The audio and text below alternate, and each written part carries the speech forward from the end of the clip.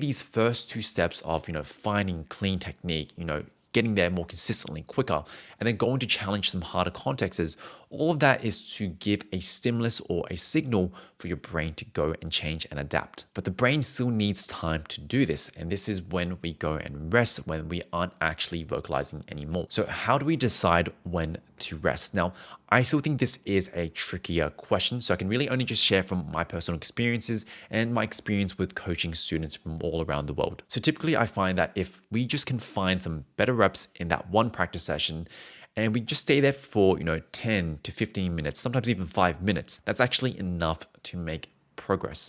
Now, of course, if you feel like you're in the pocket, you feel good, you can keep going, you can go a bit longer, there's no dramas there. But I personally don't advocate for training your voice until it feels sore or kind of hurts, or until it kind of gives out and it gets hoarse. And this is for two reasons. Now, the first reason is I find that when the voice is often just sore, a lot of times is because we've just used a lot of the incorrect muscles, or maybe even with the vocal folds, they just get a bit too inflamed. And when I'm in this kind of state, it actually impairs my performance the following day, because maybe the vocal folds or those muscles, they haven't fully recovered either.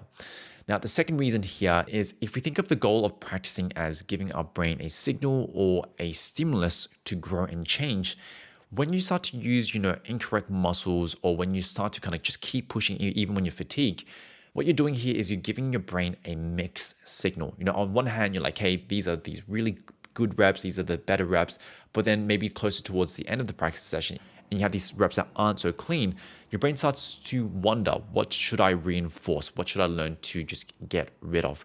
And so this can actually impede your process.